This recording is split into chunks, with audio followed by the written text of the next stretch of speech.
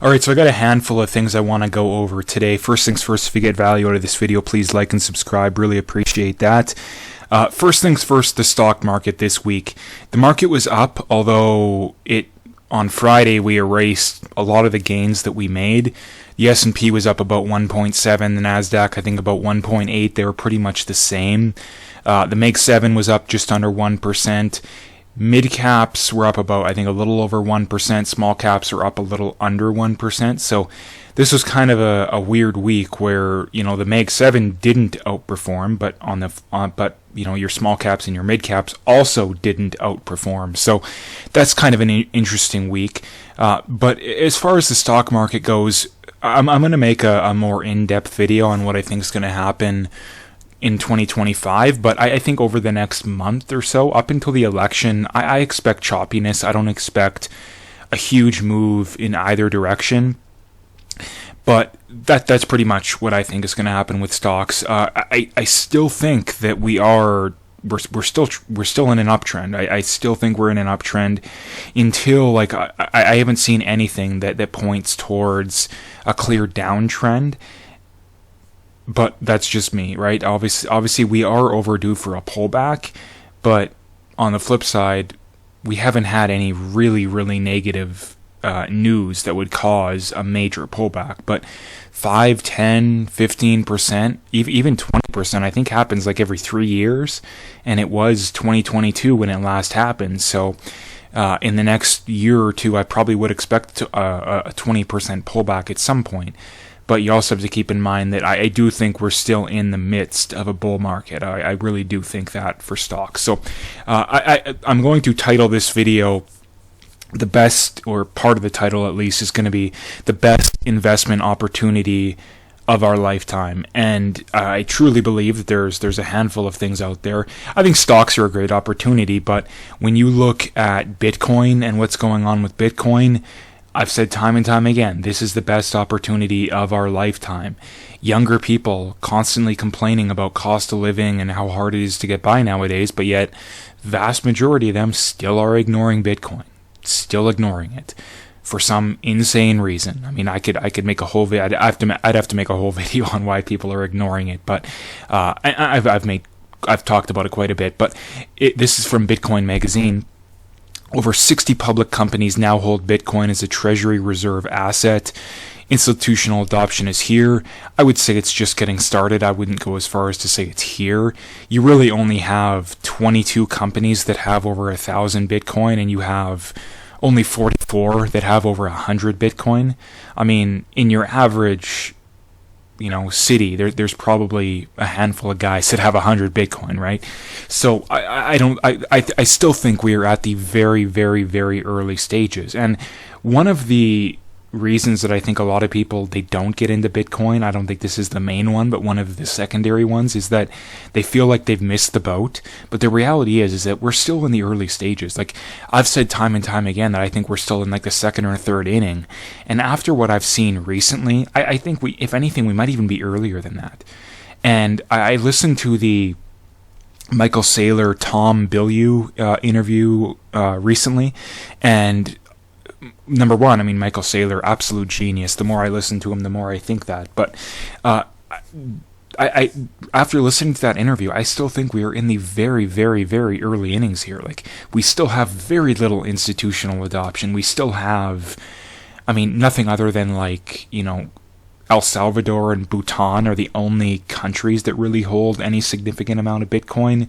We still have very few companies. Like, is there any S&P? I mean, I guess Tesla does, but MicroStrategy should be in the S&P. It's only a matter of time until they are, and I'm not sure if Coinbase is big enough to get in there or not either.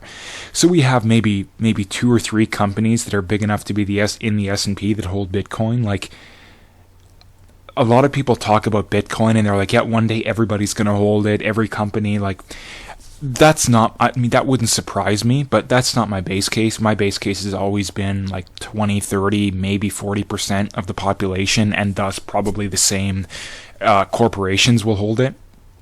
And even then, we're still getting, 15, 20, 25% returns per year, rather than the 30 or 40 that some people are projecting. Either way, it's still crazy amounts of wealth will be generated. But getting back to my main point, we still are in the very, very early stages. Like, we're in the very early stages. I've said time and time again that I think that we will get diminishing returns. Like, once a lot of these perma bears are on board with Bitcoin, or at the very least are acknowledging they're wrong. Once it's normal for corporations, for pension funds, for hedge funds, like, once it's just a normal thing that is done without even people taking a second thought, once it's normal for them to hold Bitcoin, whether it's 1%, 2%, 5%, 10%, whatever the number is, once that's normalized, then that's when I'll be like, okay, I think we've probably reached the point to where we're going to get diminishing returns. I think Bitcoin will always outperform, at least within our lifetimes. It'll always outperform the stock market, always outperform real estate, always outperform gold, and I think it'll do it relatively easily. So that's basically the first thing I wanted to bring up here. This is arguably the most important thing of this video. Vivek Ramaswamy's Strive Asset Management files for a Bitcoin bond ETF with the SEC. This is absolutely huge. Like, absolutely huge. I don't think people realize this. Not because this ETF is huge. It is huge because it's only a matter of time until BlackRock, until Fidelity, until ARK, until they issue one of these. And when that happens, that is going to be hundreds of billions of dollars that will pour into Bitcoin. Like, the current market cap is like $1.5 trillion. Once most major fund issuers have these ETFs, that's going to add like 50% to Bitcoin, just like that, because that's going to make it way easier for companies to buy Bitcoin and hold it. And not only that, it's going to give everyday investors, it's going to give institutional investors even one more avenue to get exposure to Bitcoin. Now, it's not direct exposure, but it's indirect exposure. But indirect exposure is better than no exposure. So I really can't stress enough. This is huge. Now, obviously, we don't know for sure this is going to get approved, but given the new Trump administration coming in a few weeks, I would be shocked if these get declined. And like I mentioned, the most important thing is it's only a matter of time until BlackRock comes out with one of these. And that's going to mean hundreds of billions of dollars is going to pour into Bitcoin. And I've said time and time again as well that what MicroStrategy is doing, and there's other companies that are doing it, but it was MicroStrategy that's starting it, is going to go down as one of the most genius moves in the history of finance. It is an absolute work of genius what they are doing. And one of the main reasons for that is that the vast majority of people still don't get it. I see constantly these people on Twitter and whatnot that are like, oh, it's a Ponzi scheme. And it's like, I would bet my next paycheck that you cannot explain what they are doing. And the reason for that is that most of them either imply directly or implicitly at least that they're simply issuing shares and buying Bitcoin, or issuing debt and buying Bitcoin. That is not what they are doing. They are issuing convertible bonds. Convertible bonds does not guarantee that the shares get issued. Convertible bonds they pay zero interest on. Right? Convertible bonds, like, for example, I don't know the intricate details, but given there's people that have tens of thousands or hundreds of thousands of followers that are confident speaking up on this issue, and when I know more than them, I'm confident enough at least to speak up to some degree. So convertible bonds, number one, they have zero interest, which is extremely advantageous. Number two, they're issued a ways into the future, which is another of the absolute genius aspects of this situation, is that a lot of these people think that if Bitcoin goes down 50%, that they're going to get margin called. That is not true. There is no way to get margin called on these bonds. The only way that they could, technically they could get margin called, but the only way that's going to happen is if Bitcoin goes down 80-90% and stays down for several years. And the reason for that is that the bonds expire once a year, meaning they would have to miss at least one of those payments to actually get margin called. What are the odds that Bitcoin goes down 90% and stays there for more than 2 years? If you want to make that bet, go ahead and make that bet. Good luck, right? Seriously, good luck. And the genius part of it is that the majority of the debt that they're issuing is after the next halving cycle, right? And what happens before and right after halving cycles? The price of Bitcoin goes way up. So that is why it's absolute genius. And as far as the people that are buying the debt, the convertible bond aspect of it is, let's say MicroStrategy trades at like $340 a share right now or something like that.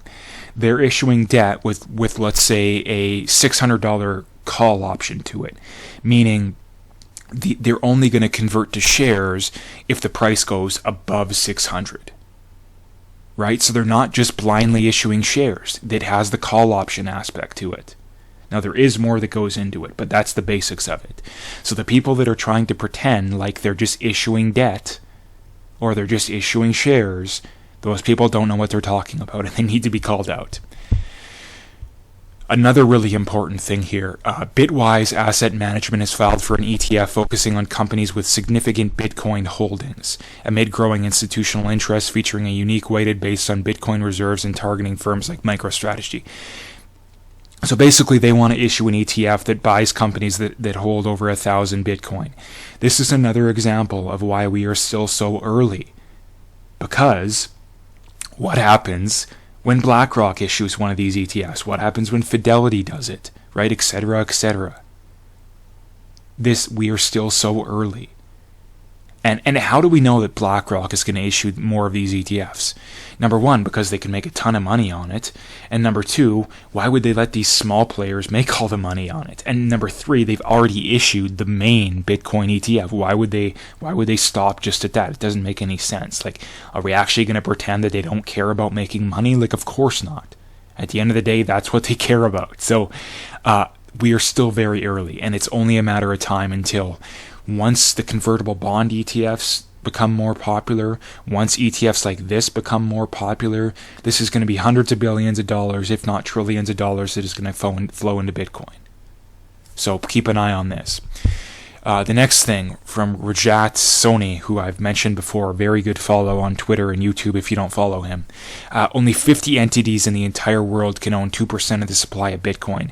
MicroStrategy is one of them. They shorted the dollar and went long on Bitcoin. Now they're massively in profit while purchasing power. The dollar declines in terms of Bitcoin. This is extremely important. I mentioned at the start of this video that I'm going to title it The Best Investment Opportunities of Our Lifetime. What are they? I've never directly said it. Again, obviously do your own research. I could be wrong about all of this. In my opinion, it's number one, Bitcoin, specifically cold storage Bitcoin. Number two, MicroStrategy. And then after that, you have these other ETFs that are going to be coming out. You have the convertible bond ETF, stuff like that. These, like, anything related to Bitcoin is going to beat the market, and it's probably going to do it relatively easily. So keep an eye on this stuff. The long and sweet of it, the best investment of our opportunity, or the best investment opportunity of our lifetime, Bitcoin and MicroStrategy, in my opinion. And the last thing here, in May 2008, Bill Gates said he would short Bitcoin if he could do it. The price was $9,200 then. And the main point I wanted to bring up here is I like bringing this stuff up because when will these people ever get tired of being wrong? Now, obviously, Bill Gates can afford to be wrong. The thing that bothers me, though, is that there's a lot of people out there that can't afford to be wrong. Like, they really cannot afford to be wrong. And a lot of people talk about Bitcoin like, oh, it's not good enough in peer-to-peer, it's not private, it's not this. And I know a lot of people disagree with me on this, but my hypothesis has been, and has always been, is that the main use case of Bitcoin is being able to maintain your purchasing power. Not only that, being able to grow your purchasing power. Very few people get kept up at night or have anxiety about not being able to transact privately, peer-to-peer. Obviously, that would be nice. And number two, you can do that with Bitcoin. It's just people are lazy and they don't want to put the work in. But Very few people are kept up at night because of that. Very few people get anxiety because of that. But I'm sure there is. I'm 100% sure that there's no shortage of people out there that are kept up at night that get anxiety because they can't afford to pay their bills, or at the very least, they're living paycheck to paycheck and barely scraping by. There is tons of people like that, and that's why I say you need Bitcoin, because you're going to protect that purchasing power. In fact, you're going to grow your purchasing power. So this is something that I can't stand about not a lot of people, but there's some people in the crypto community especially, but even the Bitcoin community, is stop with this stupid garbage about, oh, it's got to be the perfect private transaction, peer-to-peer. Like, come on. I mean, a lot of those people, I think it just shows how privileged they are that they don't have to worry about that. But again, the main use case is our purchasing power is being destroyed, and there's very little the average person can do about it. Yeah, stocks are decent. Yeah, gold is decent. Yeah, real estate is decent. But for the average Joe, Bitcoin is far better. It's far better. And that is the main use case. So, anyway, like I mentioned at the start of the video, please like, subscribe, comment. I really appreciate all that stuff, and stay tuned for more.